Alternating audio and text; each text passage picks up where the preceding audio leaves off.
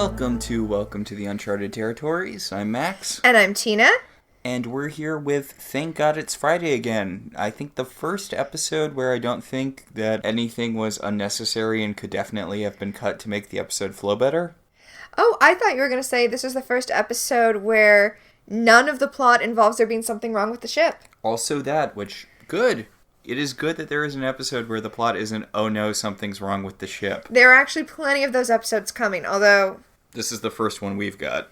Yeah. Also, something's going to happen that's going to be like an overarching problem with the ship. Pregnancy? Yeah, I didn't know if you knew that or not. You've mentioned it before. Yeah. So, this is like head and shoulders above last time. Yeah, well... Last week's episode is, I think, my least favorite episode of Farscape, and this episode is one of my favorites. Which is weird because the two of them do have similarities. Well, they have the same director. They're both directed by Rowan Woods, who also, as we mentioned last week, directed the upcoming A Human Reaction, which might be my favorite episode. Or possibly the sequel to that episode, Won't Get Fooled Again, which he also directed. Yeah. This episode, though, was written by David Wilkes, and this is the only episode of Farscape he wrote. Huh. And I checked his IMDb. It's a bunch of stuff I've never heard of. Like what? Special Squad? Gentlemen and Players?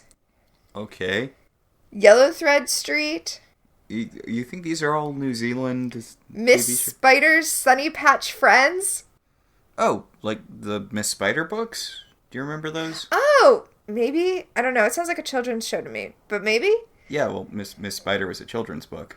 Were those was that? Well, it was like a young adult series. No, they were picture books. I was thinking of the Spiderwick Chronicles. Yeah, no, I was thinking about there's a series of children's books about a big yellow spider who like wears his sun hat and has tea parties and stuff like that. Oh, I'm unfamiliar with those books, but Miss Spider's Sunny Patch Friends sounds like that. Yeah, sure. Yeah. I mean, to be fair, okay, he did write one episode of Mutant X. Ooh. I have heard of that. You mean the Brand X-Men show? Yeah. Which was, weirdly enough, sort of an X-Men show, but not really, because of rights issues, but it is technically kind of an X-Men show. Yeah, and also I guess he did direct a couple episodes of Lonesome Dove, the series, which I've never seen, but to be fair, I have heard of. I'm surprised he wasn't asked back because I quite like this episode. Yeah, it's a good episode. It opens, just like last week's episode did, right in the middle of the action, not in medias res, but rather as though things have been going on while we were gone, and we are expected to catch up.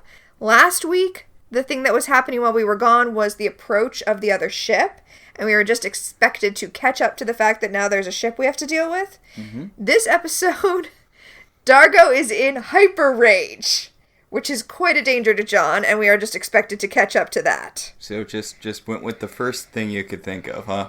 Hyper rage. Hyper rage! See, the issue is that Dargo is too horny, and that horniness is manifesting itself in trying to murder the only dude he finds threatening on the ship.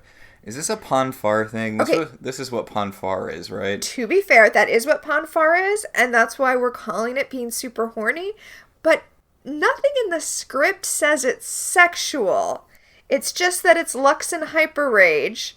It's directed at John alone because John is the other male. Haha, jokes about Rigel. And also Pilot? Well, I mean, I think it's that John is who he sees as competition. He and Rigel aren't going to be after the same ladies. Yes, and the same with Pilot. Hey, look at the thing from last episode that's coming up again.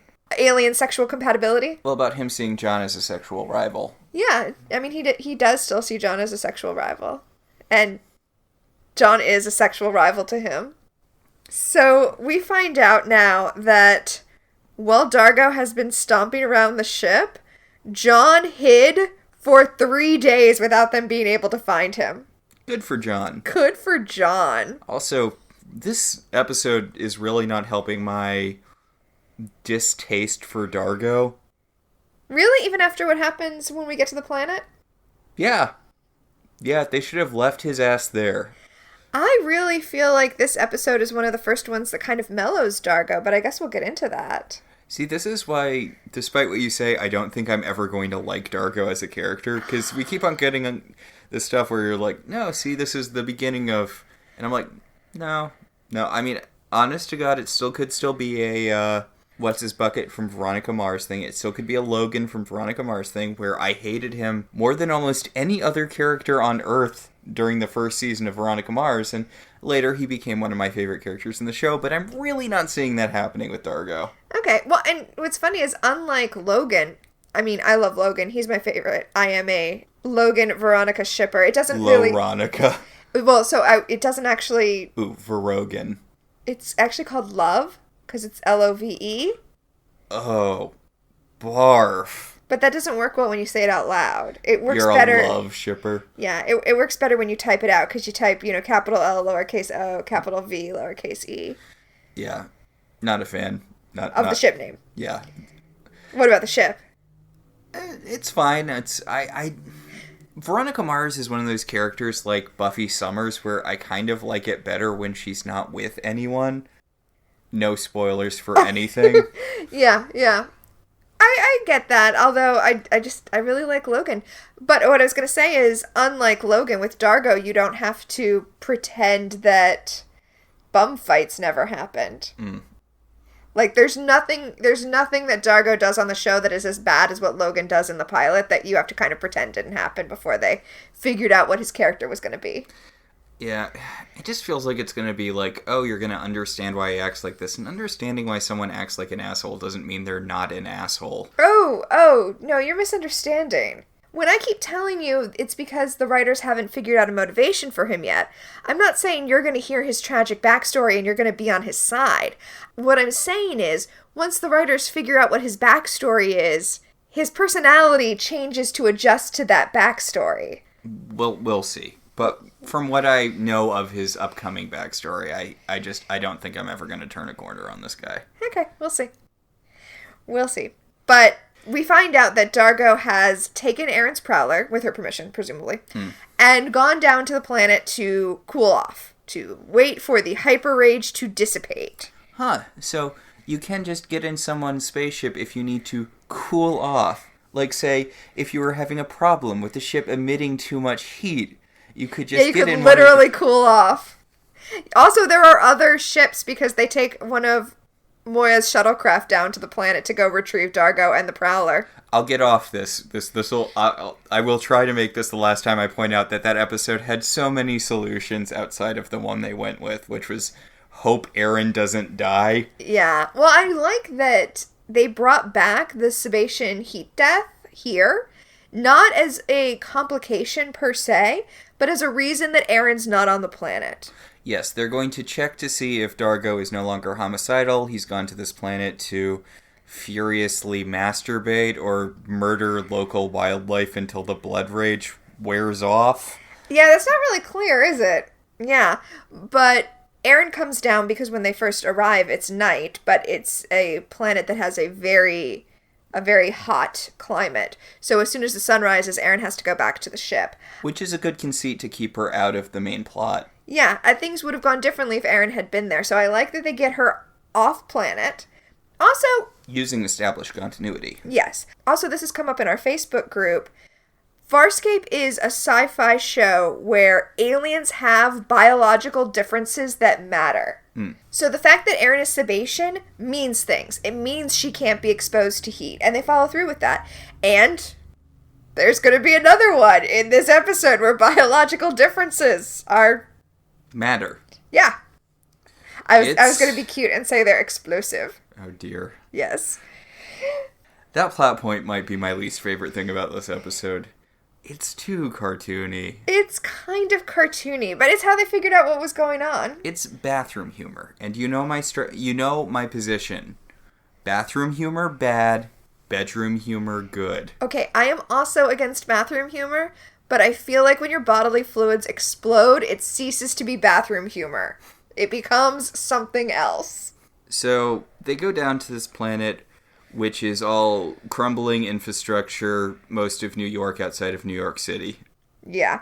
We also see the people who inhabit the planet, who look kind of like Sebastians. Erin's going to tell us that they're a cousin race? A cousin race. Okay, so it's just more of last episode, but better. Oh, yeah. Because Dargo is dealing with a cousin race of his. Yes. Although I'm going to go ahead and tell you what we're going to learn about the Sebaceans later, which is that one of the things about them that's strange is that they can interbreed with almost any other race. Okay, so there's a cartoon I've never seen, but I know stuff about just from, being a person who exists in the world. Uh-huh. Called Ben 10. I'm aware of it, but I've never seen it, yes. Yeah, I've also never seen it, but I'm aware of it just in general. And, he has a watch or something that lets him turn into aliens. But the thing about humanity, in that universe, their special power, because I guess every alien race has a special power or something, and theirs is being able to breed with any alien no matter what. Oh, okay. Well, yeah, so that's Sebacean's thing, is that they can breed with any alien, almost any alien. And which is going to come back in a pretty major way after we're done with this current big bad, correct? That is true. Speaking of the big bad we will not see in this episode, because we're just not seeing the big bad at all early on in the show. Don't worry, we'll deal with him a lot next episode. Or at least the fact that he exists. Well, I like that they made Sebaceans be able to interbreed with almost any race, because that way, whenever they, for, I assume, budget reasons, needed a race that was just humans, except with kind of maroon skin and white hair, which is what this race is, instead of being like, yeah, that's just what aliens are, they're just humans with head ridges, they said, oh, it's a cousin race of Sebaceans. That's why they're like this. Yeah. It's a good cheat. Also, the fact that Sebaceans have so many cousin races raises the implication that humans are possibly a cousin race of Sebaceans, and that might be why John looks like one. But at this point, we do not know what's going on with the fact that humans look essentially identical to Sebaceans. So they go down to the planet to see if they can find Dargo for whatever reason. I mean, I guess they want Aaron's ship back. Yeah, no, I love how you were like, just leave him there. They go into a nightclub where the alien race, the Psychar, are partying. It's basically an alien rave. They're all doing variations on the dance that those kids and Charlie Brown do in the Christmas special. Oh my gosh, yeah, they are. But who will they find here but Darko, who has fucked himself into not being murdery anymore. Yeah, we see him dancing with one of the Psychar, and then he sees John and goes chasing after him, and John tries to run, but then Dargo just grabs him and is like, it's so good to see you! He grabs him, pins him to the ground, John punches him in the face, and then Dargo's like, it's okay, dude, I'm boned out. John actually says, is this how Hyper Rage ends? I get hugged to death? It really reminded me of the Boys Night Out episode of The Office when Dwight and Michael go into the club in New York and they see Ryan, and Ryan is just completely stoned. Spoilers for this episode. Ryan is just completely stoned, so he's like, Michael, it's so good to see you! And Michael's like, you know it's me, right? Which is the one self-aware thing Michael ever does on The Office. Yeah, I love Ryan was so enthusiastic that it actually, threw Michael into a self-awareness moment. But Dargo is very happy to see John. He smooshes him with joy. So it turns out that Dargo is super happy living on this farm planet where everyone has sexy raves at the end of the week. Yeah, Dargo's actually wearing the red outfits that everyone else is wearing. They're not all wearing uniforms, but they're wearing all variations on this one color of red. And Dargo is wearing that too, and he says he's been farming with these people. They're farmers. And he really likes it, and he wants to stay. And we see him making eyes at the woman he was dancing with, and it's like, okay, well, good for you. Yep. Later, Tater. Bye. Yeah. Erin gets annoyed with him. She's like, you're a fighter, not a farmer. So come with us and fight. And Dargo points out that staying on this planet where he's happy and getting lots of sex with a woman he likes sounds better to him than being on the run from the Peacekeepers forever. Yeah. Okay, so this got me thinking about I don't want to say fetishization of farming in pop culture. Oh, yeah. But it's such a thing, and it's one of those things where you have to think about what its, pun intended, roots are, because there's a really big thing in pop culture about farming being this pure profession in a way that other professions aren't, about how farming, connects you to the land and it's the noblest of pursuits, which, on one hand, yeah, it is, because it's something that's necessary for life. Farming is a very necessary thing, but what are the roots of that? Is it because we do need farming for life, or is it, a way of being like, hey, this is propaganda because... Well, when we imagine, those of us who live in urban areas, when we imagine farming, we're probably thinking about family farms and not the reality of farming, which is massive amounts of corporation farming. Yeah. Oh, I have a friend who actually majored in agriculture, and he does agrotourism now because he does sustainable farming, which is mostly sustained, like you can sustain the farm and then the fact that there's kind of a tourism aspect to it as well. But most of the food we get comes from corporate farms. Yeah. Which I feel like is kind of indicative of where this episode is going. Dargo's presenting this to them as, I'm part of the earth again. He says that it feels good to do work every day that has a purpose, and I can see how both of those things would bring him pleasure, but we're going to find out that this is really about their work being exploited by, in this case, a massive government, not a massive corporation, but, There's such a weird, I don't want to say purity culture, but purity culture around farming, though. It's an activity that's... I'm trying to think of a good way to summarize it, but you see it a lot with people like in the story Kingdom Come. Superman has retired to be a farmer. Retiring to be a farmer as a noble end goal, it's such a thing. It's in Gladiator. It's something that's masculine yet nurturing. It's a good end point for a hero once they are done being a warrior. Well, and I mean, on the deconstruction of that, that's what Thanos does at the beginning of Endgame. Yeah, or, in the comics, it's a thing to show that someone has put down their arms and yet is still a man. Well, and I mean, that's the idea, right? Like, when you're fighting a war, you hammer your plowshares into swords, and the hope, the dream, is that someday war will end and you'll be able to turn those swords back into plows. Like, I get that. That, from a symbolic, thematic standpoint, makes sense to me. Although I feel like a lot of the farmer is connected to the earth thing is related to the kind of racism you see towards indigenous people.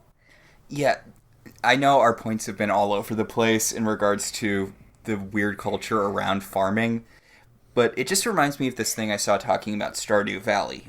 This person who grew up on a farm was talking about Stardew Valley, which is a video game about farming in a small community. It's very Harvest Moon-esque. Harvest Moon also has a lot of this, but they were talking about how they see a lot of people talking online about how Stardew Valley makes them want to, go into a small community and start farming, change up their life so that they can feel this connection to the earth, blah, blah, blah, become the truest version of themselves through farming. And they're like, look, I grew up on a farm. It's not what you think it is. It's a gross job. You're not going to feel connected to the earth. The two things you're going to smell all the time are gasoline and shit. Like, there's this very romanticized version of farming, which is okay if you're playing a video game or if you're trying to establish, character motivation or whatever, but it's not reflective of what actual farming is, which is, I feel like, a good theme in this episode, like you said. Yes. Well, okay, so I know our points have been all over the place, but if I can sum them all up into one thing, it's stop romanticizing and fetishizing the hard work of farming to trick people into doing labor for you. Yes. Which is exactly what's happening in this episode. Yes, that was a good way of pulling all of our points together. Like, it is necessary work, fetishizing it is bad. Yes. Well, I mean, because that's just an excuse to not pay people what they're worth. Yeah. Yeah. It's a weird different take on the whole art thing. Yeah, no, it happens in art jobs, right? I mean, that's what the whole Twitter account for exposure is. Yeah. Stop romanticizing any type of labor in order to trick people into laboring for free or little money. Yes. Yep. Okay.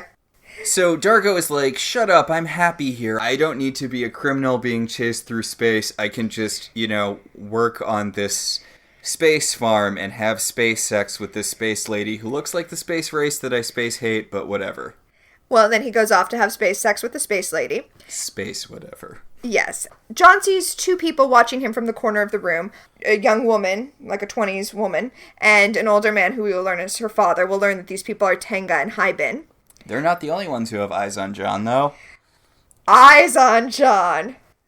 Alright, so another weird connection to the last episode is the villain of this episode. I love the villain of this episode. I think she's an amazing one-shot villain. Her name is Volme, and she is an albino version of this alien. She's all white with the white hair, and also she wears all white clothes. She's like albino Emma Frost, the way her outfit looks.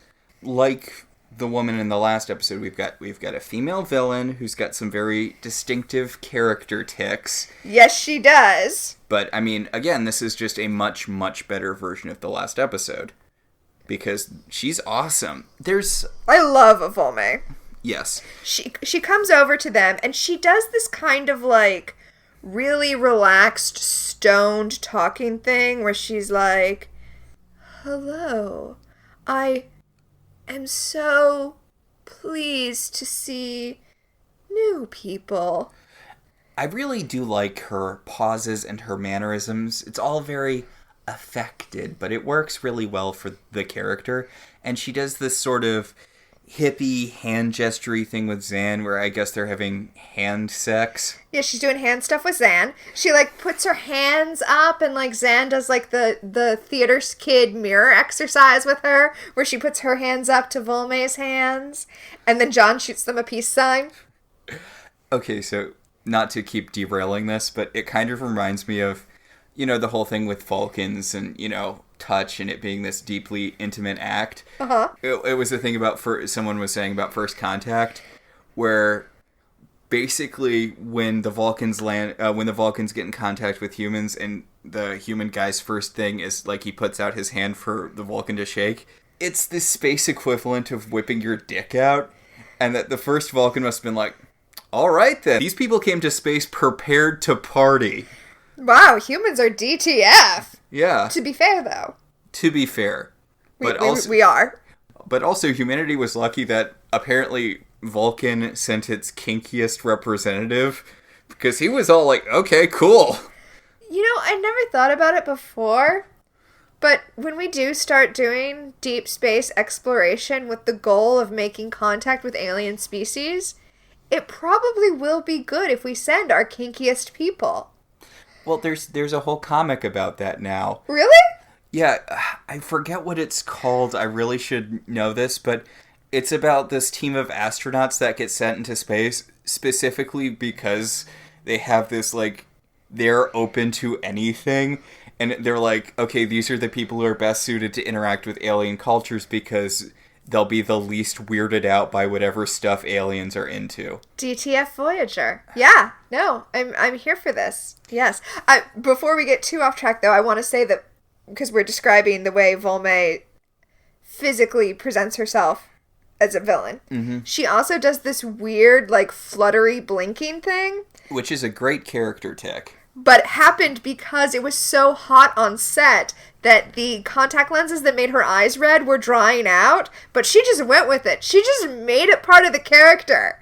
And good for her. It definitely works. Again, it feels like a real alien thing. Like, yeah. So Volme tells them to stay as long as they wish. It's a very unassuming, peaceful thing, which Aaron rightly says gives her a Woody. In a joke stolen from Buffy the Vampire Slayer. Yes, this is Kendra's thing. Yeah. She explains to John that she's repeating the stupid Earth thing he says all the time. And he's like, the willies. And she's like, oh, God, whatever. Look, I'm going to leave this planet because come sun up, I'm going to die here. So you deal with this. I'm going to be up in space getting drunk with Pilot. Yeah, basically. So over the loudspeaker, there's an announcement that the party is over, go home and go to sleep because tomorrow is a rest day. And it is the wildest you don't have to go home but you can't stay here you've ever seen, because everyone just stops mid-dance and files out peacefully. Well, a lot of these people are going to keep the party going at home. Yeah, probably. So, as Aaron is leaving, she bumps into Fish King, who is very full because he's been eating a whole lot because that is his character trait. Yeah, Rigel is totally stuffed because he is a food monster. So he has to go relieve himself before they go back to the ship. That's his joke. Yeah. We also see Dargo leaving with a woman that I want to point out is not the woman he was dancing with. So the idea that he's staying behind because he's in love with a woman has already fallen apart, but it's still possible that the reason he wants to stay behind is because there are lots of women here and they are all picking up what Dargo is putting down. I mean, honestly, the colony as presented, you know, it's an agrarian community that has free love rules, which normally ends badly when it's people, but, you know, it seems like it's working for the society, except John has this big speechy speech about how, you know, they're not moving forward, they're just stuck in this... you can't call it hedonism, because they're doing enough to keep the planet running. But all of the infrastructure seems to have been collapsing. He notices that they probably used to be a lot more technologically advanced than they are. Also, he makes a Mad Max Beyond Thunderdome reference, which nobody gets. Yeah, you can cut this out, John. I do like, though, that other people are starting to try to imitate his references, because Aaron did try to use Earth slang. If only literally any other species in the universe had pop culture, then they could do it right back at him. Exactly. Well, actually, there was a moment where Aaron made a reference about how she'd rather be torn apart by a certain type of alien. Is that really a pop culture reference, though? I mean, for peacekeepers, maybe. I'm just saying, if she was like... If she said, I'd rather watch season 6 of Gablork the Gablok Slayer. Yeah. As much as Farscape breaks the mold with sci-fi tropes that annoy me, one of the ones it doesn't really break is letting... aliens have their own culture. Pop culture. Yeah, exactly. Which, does Star Trek do with, like, operas or whatever? No, Star Trek is particularly bad about it, because not only do aliens not have pop culture... Humanity didn't have pop culture after the 20th century. Exactly. Like, I get it. You don't want to write a whole bunch of new plays.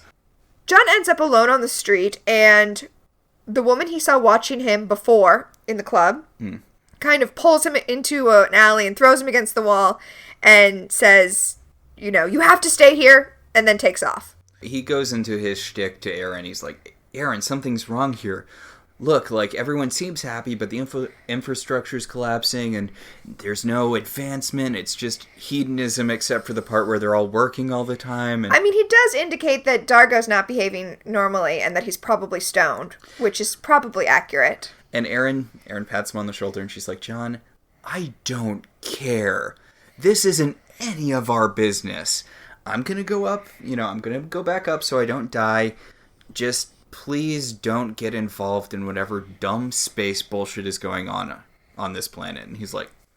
I'm absolutely going to get involved in this dumb space bullshit. Yeah. Yeah.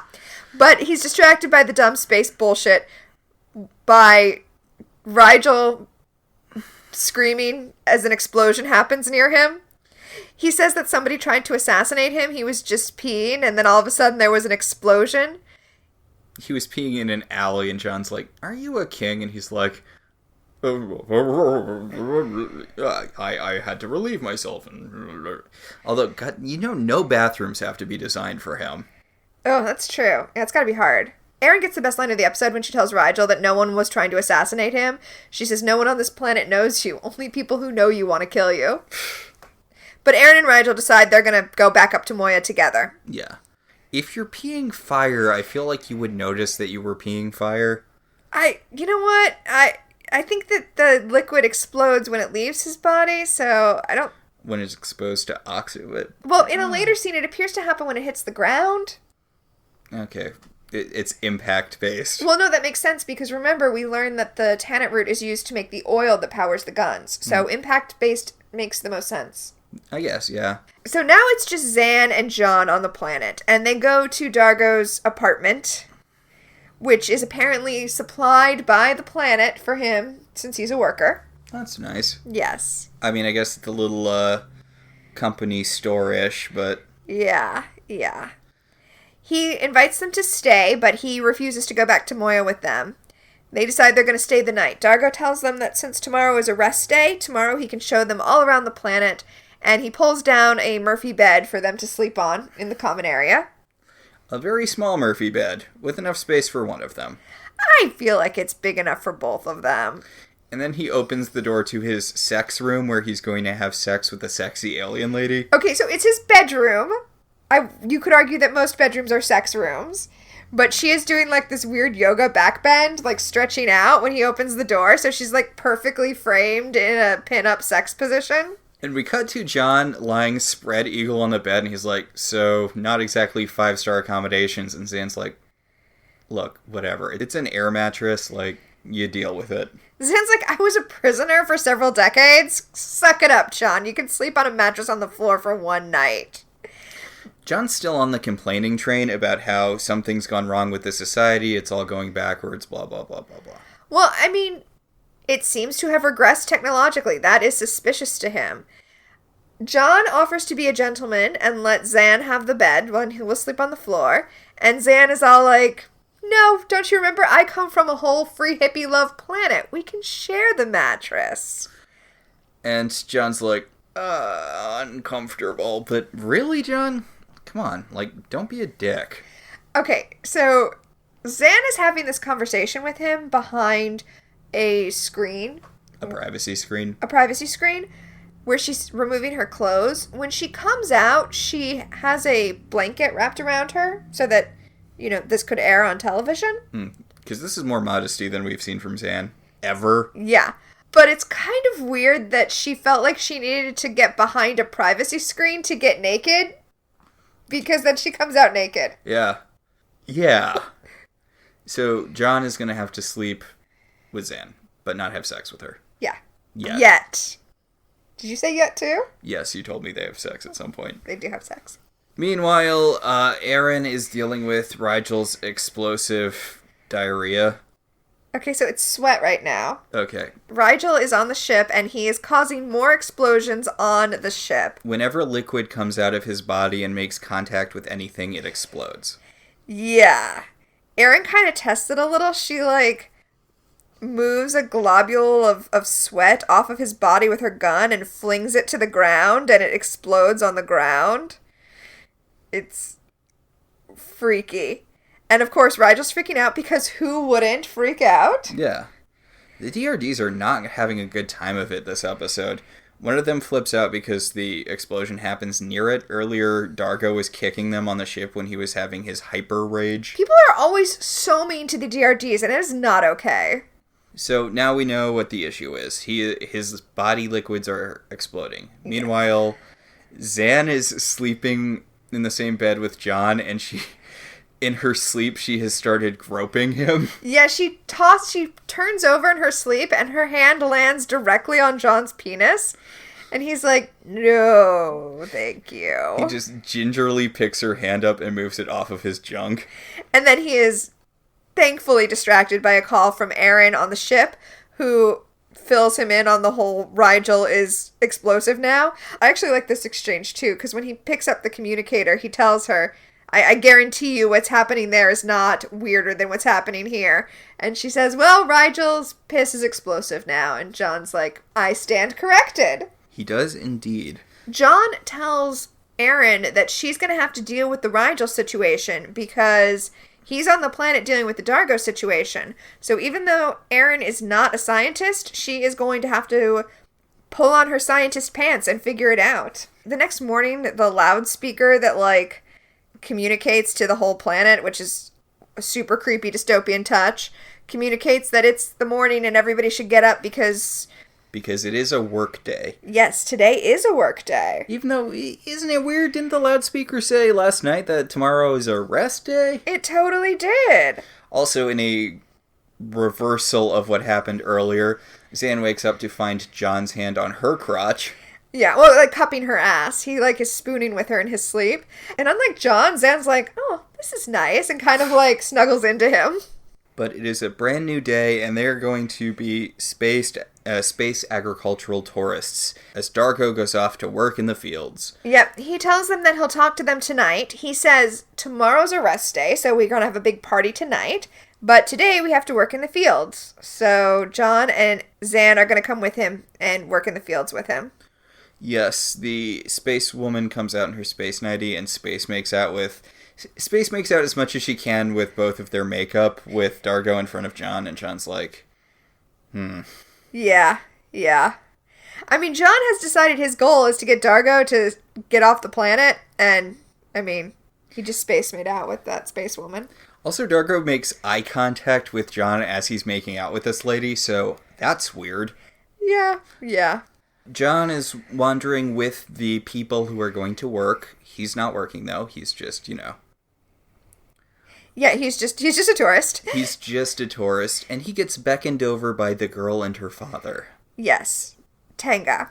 He follows her to the train car, and she says that she's very interested in him, but before she can, explain anything, or before she even tries to explain anything, one of her associates just grabs him, pulls him into the train car, and then her father shoves a worm into him like this is Stargate instead of Farscape. This isn't the first time someone's stuck a worm into one of John's orifices. Dargo did force the dentic into his mouth in an earlier episode. Also, he was forcibly injected with the translator microbes. Yeah. Okay. Also, he got injected with that thing that made all those clones of him. There's a lot of sticking stuff in John, is what I'm getting at. Yes, that's accurate. Has it been every episode? Yeah, I think maybe every episode. I think John gets some alien organism inside of him at least once an episode. Yep. Now, weird thing about the father, Hyben, in this episode, he's played by Ken Blackburn, and his voice sounds so much like the voice of Jonathan Hardy, the man who plays Rigel, or who voices Rigel, rather, that I just assumed it was him until we looked at IMDb in order to record this very episode. He sounds almost exactly like him. I was sure it was him. I didn't even question that it was him. It sounds just like him. Anyway, it's not him. But this man, Hyben, tells John that he needs to eat to feed the worm, and that if he tells anyone that the worm is in him, they will kill him. So he Love that. Love to have an alien organism shoved inside of me and then be told that it makes me an outlaw. God, John is not having a fun time traveling the universe. Nope. And by the way, the worm makes him all disoriented and high, so we get a sequence where John is running around and the camera is moving all wonky and making things appear double and echoey. Ben Browder sure loves being high on this show. Ben Browder plays high so much, and so he seems to relish it in a way that I've never seen another actor relish. And not just being high right now, which he is, but later on in the episode when he has to pretend being high. Honestly, John Crichton pretending to be high might be my favorite trope. My favorite Farscape specific trope. Yes, so he's wandering around, flipping the fuck out, eating as much as he can because that's the only thing that will sate the worm inside him, as a loudspeaker tells them to eat the tonic root. Work as hard as you can. Tonight we party. Tomorrow is a rest day. Work as hard as you can because you rest tomorrow and party tonight. Yes. Out in the field, Zan is digging up roots with Dargo and trying to get the lowdown on why he wants to stay. And Dargo gives her the same line he did before about how he feels a sense of contentment in this work. And, it's pleasing to dig up the root. It's called a tannet root. And the tannet root, by the way, looks like the turnip from Mario Brothers 2. Like, that's what it always looks like to me. Yeah, I can see that. The American Mario Brothers 2, which was another Japanese game reskinned. But it's true. There's something very zen about simple, hard work. And he's like, look, I don't want to be an outlaw for the rest of my life. I found something that makes me happy here, and I really don't think it's worth trading that in for a very uncertain future. And Zan's like, but Dargo, all futures are uncertain. And he's like, hey, shut up and farm with me. And she acknowledges that it is satisfying. She also is enjoying digging up the roots. Back on the ship, Rigel has been placed in cryosleep, but I don't know. I feel like on sci-fi shows, cryosleep is usually, like, neater, cleaner. Rigel just looks like a giant Rigel icicle. He does. Aaron actually snaps part of his mustache off, which, from tales I've heard from Canada, is something that's super painful. Oh, well, he's unconscious. He's frozen. I'm sure it would be painful if he was not unconscious. I do appreciate later in the episode when Rigel is unfrozen again, the puppet is missing part of his mustache. They followed through with that this episode. Also, Pilot tells her not to touch any more of his protuberances. But Aaron is going to have to do some science to figure out why he's exploding. Yeah, she insists again that she's not a scientist and that Pilot should just do it. And Pilot has to explain to her that the scanning mechanism, that's not part of Moya. That's its own thing, so he doesn't have access to it. So he's basically going to talk her through her first experiment. Yeah, essentially. Meanwhile, John is not having a good day. He's been eating all day and flipping out, and he's just lying on the ground like, oh, God. I do like how Zan and Dargo come into the room, and they're like, oh, hey, John, what you been up to? And he's like, I'm in so much pain. And they're like, good for you, buddy. They're like, here, put on this red outfit so that you blend in with everyone else. And also, Zan says, she's going to stay here on the planet with Dargo because it is awesome, and she also loves it. And John's like, no, I'm going backwards. I was trying to convince one person to leave the planet, and now I've lost one. Boy, if only Zan had some sort of psychic power that could warn her about stuff. Okay, so her power isn't really psychic. And she couldn't pick up bad vibes off of the... Volme? Volme, the whitest lady in the universe. So Dargo comes out with the red outfits for both of them, and John's outfit is just a it doesn't have sleeves. It's a sleeveless outfit. Yeah, I don't know if you know this, but Bren Browder has very large arms. Did you get your tickets, Max? What tickets your are you tickets talking? to the gun show? Apparently I did. Yeah, Ben Browder's arms are very nice. Yes, he's got very large arms, and he really wants you to know it. Or someone in the costuming department wants you to know it. John goes to the nightclub, and again, Tenga and Hyben are there. And then he's like, hey, you're the people who put worms in me. Not a fan.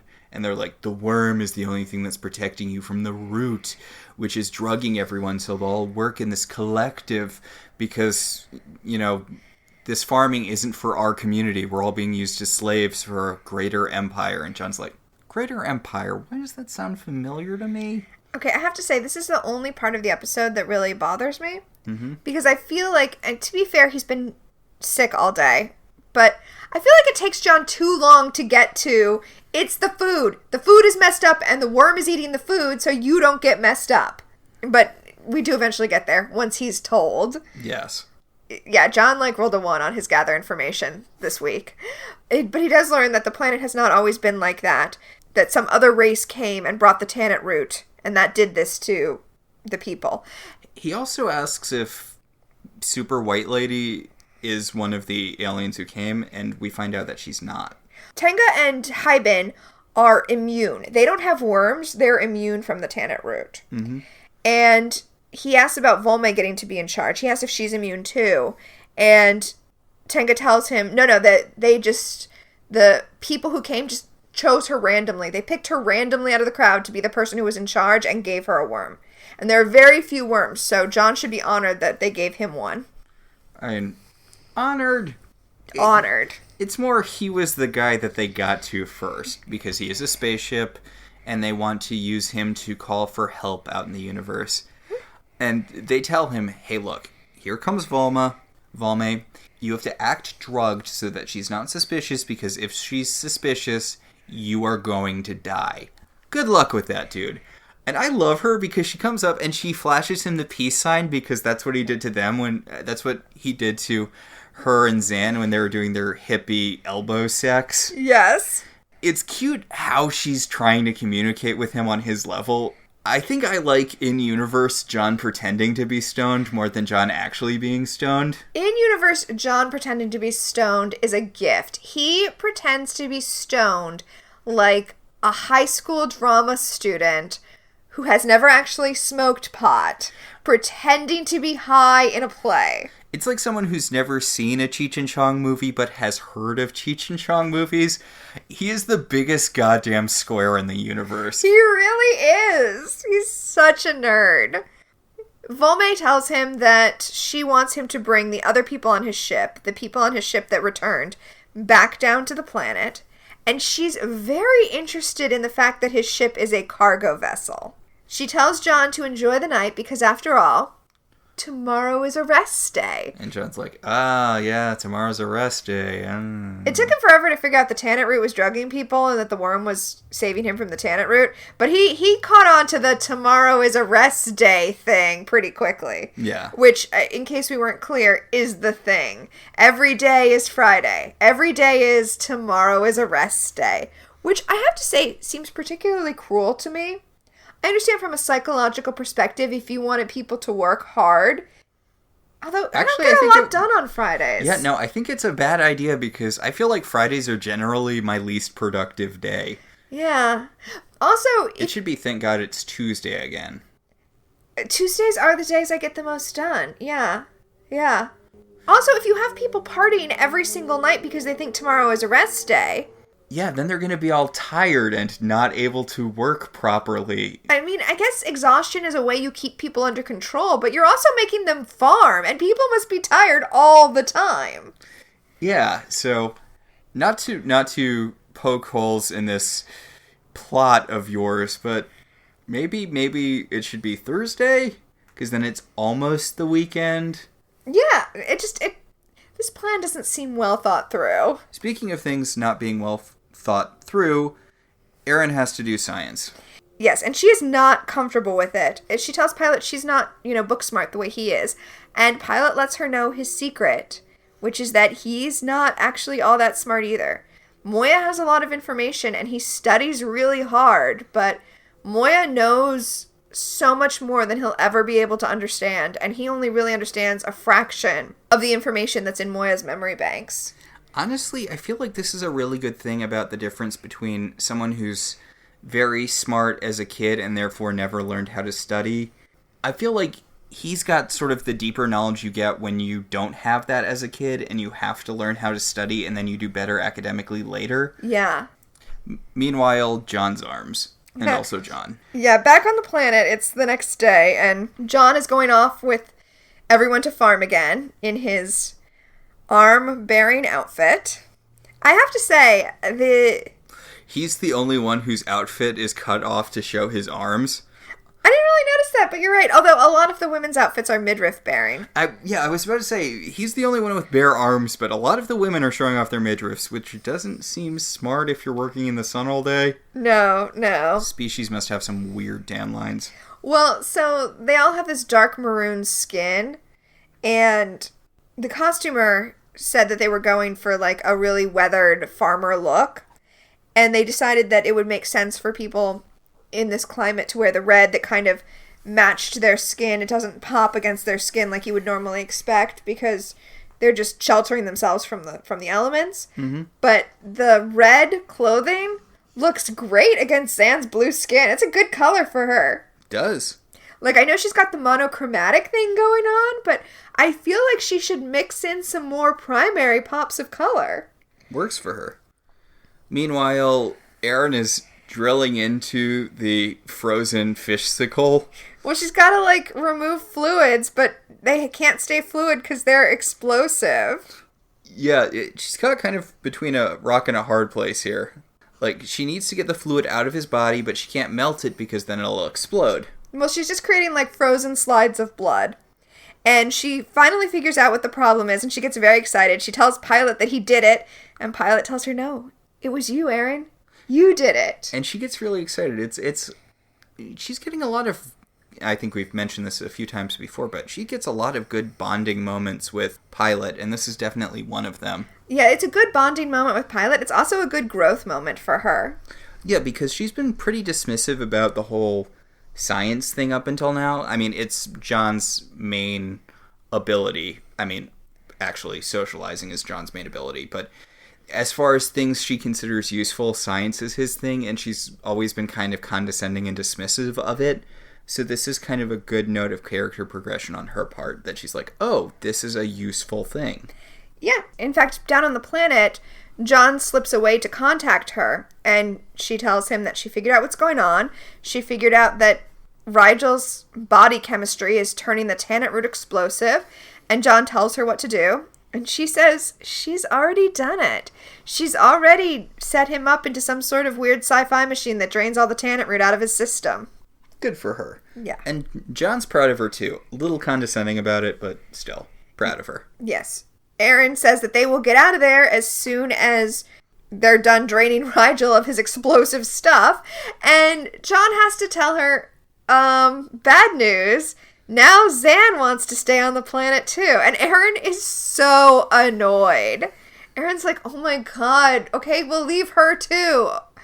But no, John's like, nope, we're gonna take care of this. John's like, there's more going on here. You deal with Rigel and I will figure out the whole rebellion on this planet. I mean, to be fair to John, I was on the whole let's leave Dargo behind thing, but if you lose Zan, then you've lost a lot of your crew. Yeah, I mean, I don't think the two of them and Rigel alone could handle being on the run from the Peacekeepers in Moya. Yeah. Your party's too small to lose two people. You could lose one, but not two. Yeah. John goes up to the train car where the rebellion is, and when Tanga gets there, he pulls her into the train car, and, okay, this is weird. His obsession is, how do I get the worm out of me? And it's like, I don't know, John, but That's not the important thing right now. You should be trying to find more worms so that you can, de-drugify Zan and Dargo and get them out of here. Right? Although, I mean, a solid plan would be to tase them or something and then get them back up to the ship until they sober out. Yeah, that actually seems like a good idea. Huh. Yeah. Like, you really don't need to get involved with this whole rebellion thing. And from what you've told me later in the show, they stop. Yeah, well, for the most part, they stop caring.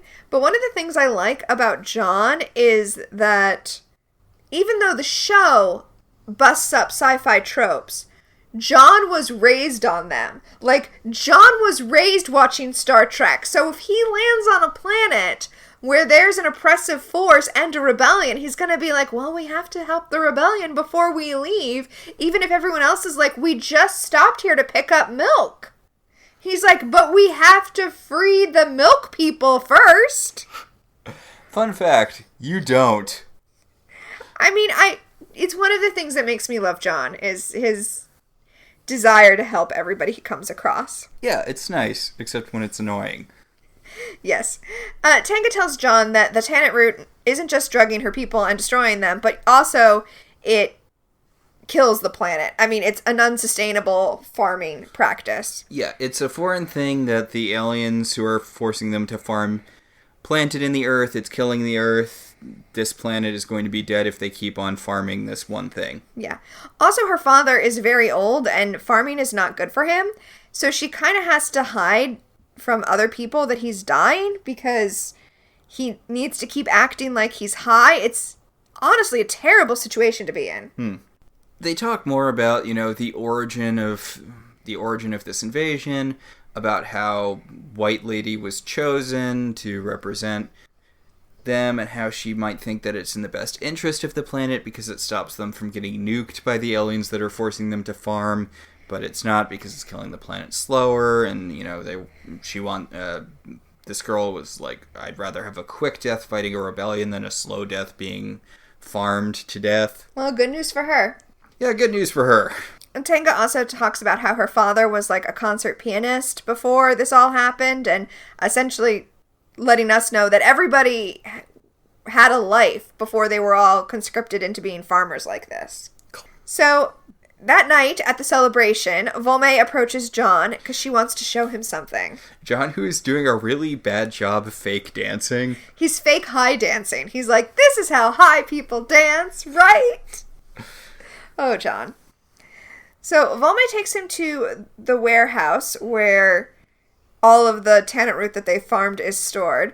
Although I do not blame John for feeling like he is about to be murdered as he's walked through these like weird alleys behind the... Either something sexually bad is going to happen or he's going to be murdered. Yes. Because she is kind of, I mean, all alien women on the show kind of hit on John.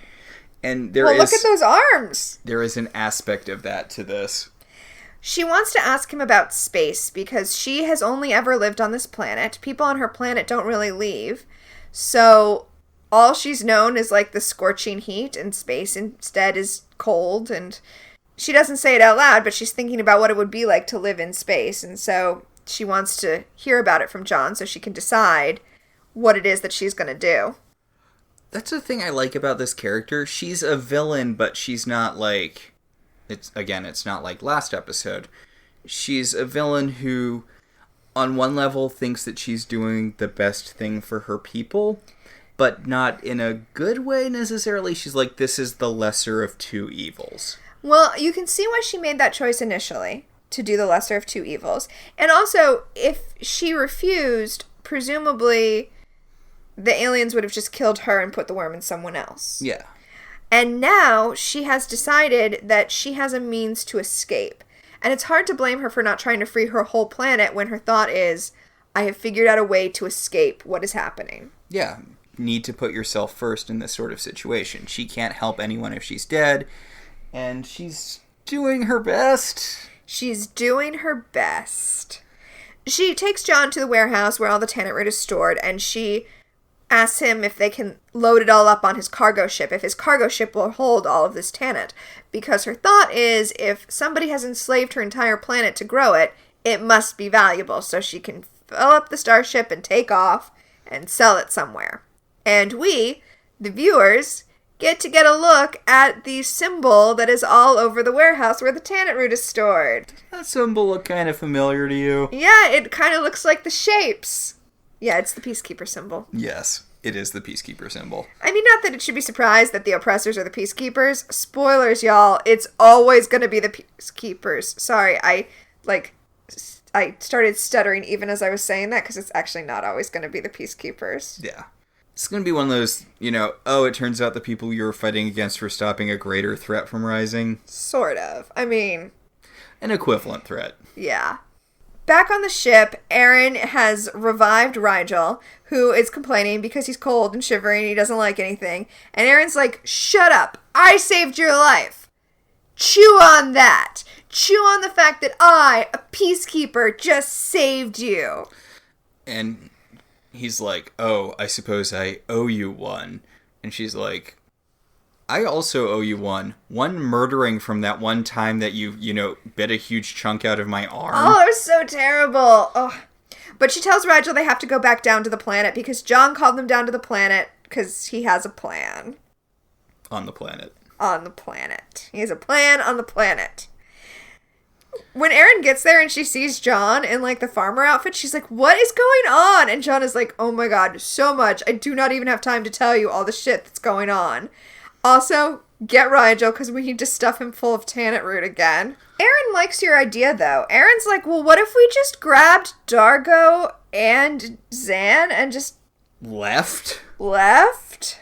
And he's like, no, we have to help these people. And she's like, oh, this is going to be a whole thing, isn't it? I do love the tired look on her face. She's like, this is what happens when you travel with John. You have to, like, save people and shit. And he tells her, White Lady's plan that she's gonna take their ship and just blast off with a bunch of tannat root. And Erin's like, really? That she knows that I can just kill her with guns, right? And John's like, that's why we need to help out with the rebellion. And Erin, you don't. Right, they don't. Aaron wants to know the whole plan, and he's like, I do not have time to tell you the whole plan. And I love this because now that she is a scientist, she's like, okay, do you think I'm too dumb to understand the plan? Because I was a fucking scientist up there. I could science the shit out of stuff now. And John's like, no, I just don't have time. He does, you thought, kind of condescendingly call her a junior scientist. Yes. And also, I do like the sort of, he's got this whole, we have to help the rebellion, you know, because it's right and because it's good and because there's a worm inside of me that only they know how to get out. Yeah, that's true too. Like, he leads with the noble goals, but then he comes in with the, like, look, there's a worm crawling around in my unpleasant regions and I would really want it to not be there anymore. Yeah. He does also call Aaron Madame Curie and then explains that that's an Earth scientist. And I think Aaron's kind of flattered by that. She discovered radiation and then died of radiation poisoning. Well, he doesn't tell her that. Aaron's just like, oh, you're using your incomprehensible references to... compliment me? To compliment me. It's the highest compliment an Earth person can give, apparently, is to compare you to something they saw on television. If I was John, I would just be making up references all the time. Yeah, I can totally see that. Back in the club, John is talking with Volme, and I just have to point out that he's sitting on the counter, which is a very bisexual move. We went 2 different directions there. Yeah. I brought up in our Once Upon a Time podcast that sitting on things that are not meant to be sat on is a real, like, sexual signifier. It is. It shows that you are down to clown. Yes. Also, sitting strangely is a real bisexual indicator. It's bisexual culture. Yeah. So, I don't know. John sitting on the counter like that talking to Volme, I'm just saying, it raises a lot of interesting canon theories. So, Volme tells him to bring the people down from his ship, and he says he already has. And she gets very excited, and she's like, well, let's load up the cargo ship. And he's like, no. I'm immune from your mind control. And the music stops for no reason. Like, it's implied that John stopped it, but it's like, just like a record scratch. Like, oh no, John is not immune. And it's diegetic because as soon as he walks away, Volme's like, start the music back up. So she chases after John, and she's got her guards with her and also Dargo. And she's like, no, give me your ship or I'll kill you. And Aaron's like, I have a gun. I can shoot you with this gun and then you'll be dead. I like that Aaron tells Volme, look, just give us Dargo and Zan and we'll go. It's not worth the trouble to you. And Volme refuses, and Dargo doesn't want to go because he's all hypnotized by the Tannet root. And then Aaron orders Rigel to pee on her. To pee, he's standing on a wall, and she orders him to start peeing off the wall, not on her. He's peeing at her and her guards, and the fire urine is making them all run away because... Well, as soon as the urine hits the ground, it explodes. And here's the weird thing. I mean, the Tannet root is probably making them high, but it's not a total mind control thing. Because as soon as it hits the ground and it starts exploding, it's like everyone sobers up. And they're like, what the fuck? Yeah, and this snaps Dargo out of his thing. He's like, wait, since when can he pee fire? And John's like... It's the tannic root. It messes with your biology. With us human-looking people, it makes us all susceptible and submissive and all the stuff you hate as a generic warrior guy. In his people, it makes their body fluids explode. Aaron also tells them that it's what the Peacekeepers use to make shotgun oil, which is the oil that powers all of their weapons.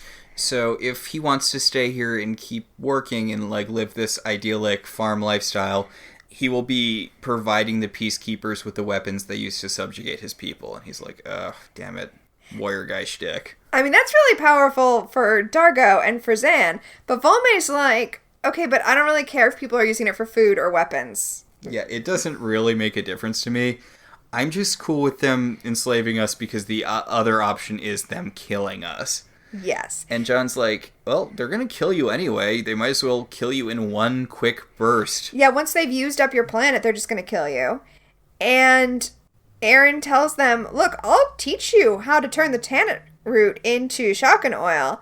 Which I like, because I feel like she might not have been confident in her ability to do that before the scenes with Rigel. Yeah. But she's like, I'll teach you how to make the oil, and all of your people can remember how to make guns, because you used to know how to do that. Well, apparently not well enough to fend off the peacekeepers in the first place. Well, they probably weren't prepared. They'd be prepared this time. So, essentially, John ignited a rebellion by waking everybody up and just talking their overseer into fighting the peacekeepers instead of working for them. Honestly, I don't think this is going to end well for these people. We never see these people again. I have no idea how it goes, but you're right, it's probably not well. But my point is, John essentially overcame the villain of this episode, who, as you pointed out, has some very sympathetic motivation. But John overcame the villain of this episode just by talking her into fighting with the rebels instead. Yeah. Go John! Good for him. And I do like, Volme says that the work on the guns and the gun oil and all that stuff will start in 2 days, because tomorrow will be a rest day. But a real rest day. Tomorrow they will actually rest, and then the next day they will start fucking dismantling the peacekeepers. Yes, and she does the hand sex thing with the old guy who's dying of being old and not playing the piano enough. And, And that's the last we see of that planet. Yep. I mean, it's true. It's that it probably didn't work and they probably all died. I mean, it's depressing but true.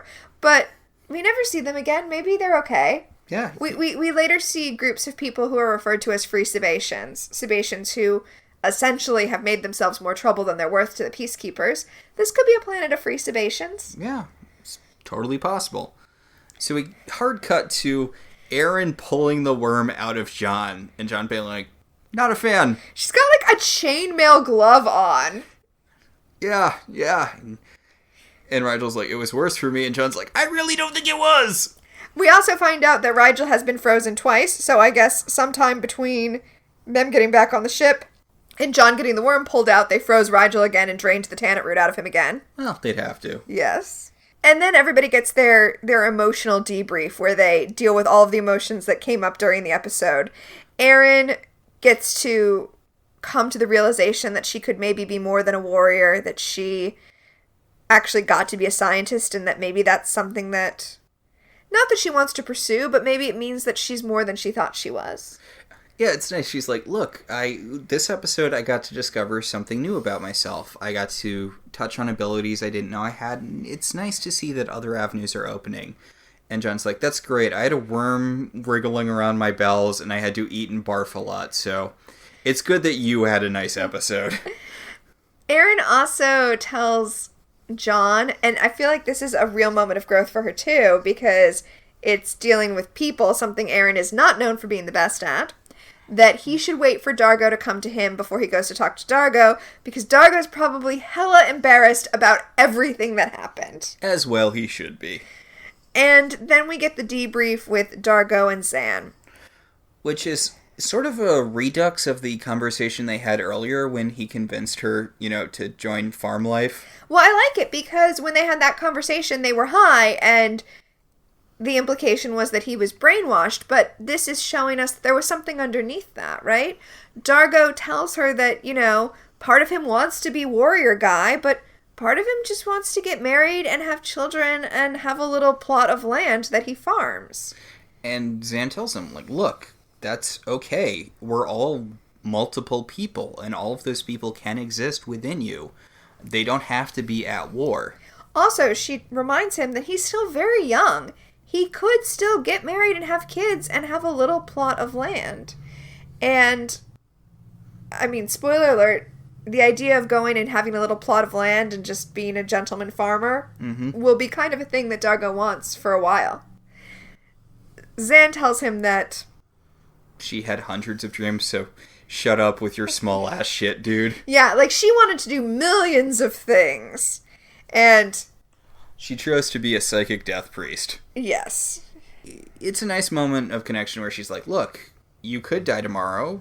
You could not. All of your options are still open to you. So, Yeah. She also tells him, you figure out what dream you want and just work towards it. Just figure out what you want and go get it. And, it's motivational in a way that is partially helpful and partially annoying. But I think it's what Dargo needed to hear in that moment. Yeah, and it was a good way to wrap up the episode. Yeah. So I really like this episode. I'm so glad you like this episode. I also really like this episode. I feel like it's got just the right amount of drama and humor. Most of the characters get good growth moments, especially Aaron, who's gonna mind that. I love when Aaron gets good growth moments. More Dargo than I'd like, but And the Rigel stuff is the weakest part of the episode, but I feel like that's almost perpetually true. But there's a strong villain, which is always good. Yes. So our first segment is Strange Alien Creatures, where we talk about one of the aliens on the show this week. It's pretty obvious what we're going to choose, right? It's got to be Volme, right? Yeah, it's definitely Volme. Because she's got, her whole aesthetic is amazing. She is the same species as everyone else, but she is completely white, where they are maroon. And she's got her hair in these very intricately wrapped braids around and up her head. The red eyes are intense, and she's got kind of like a gold shadow around the red eyes. It works really well, and you can kind of see the veins in her head. And what really sells it is her mannerisms. She does a good job with alien affectations, which, she sells more than the other people on this planet, which makes it come off like she might be the Anya of this planet. Yeah, no, I've been thinking of her as the Emma Frost of this planet, mostly because her outfit is like a white suit that only buttons at the breasts, so she's got all the cleavage and all the midriff. But no, also the Anya of the planet works very well. So our second segment is A Distant Part of the Universe, which is what in this episode felt really alien to you. Okay, so there wasn't really one particular thing. I didn't like it in narrative because it felt like dumb bathroom humor, but I do like the fact that the brainwashing route, I don't like it, but I do like the sort of deeper implications of, okay, the brainwashing route has some very different effects on someone who is not human-esque. Yes, different alien physiologies having different effects. Honestly, you'd think Zan would have more of a different reaction to it. She's a plant! Yeah, but... Is it cannibalism for her to eat the root? Yes. But she doesn't care. That's who she is. And our final segment is Looking for a Way Home, which is what really connected with you in this episode.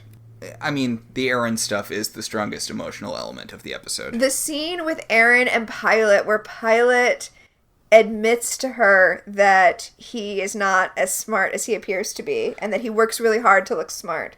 And then he tells her that he's confiding in her, even though none of the others know, because he trusts her.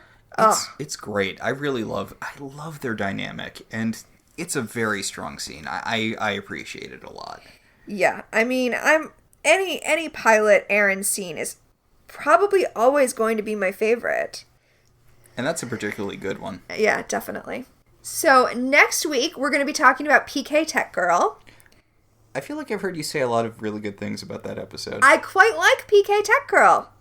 There is a trope in it that is kind of problematic.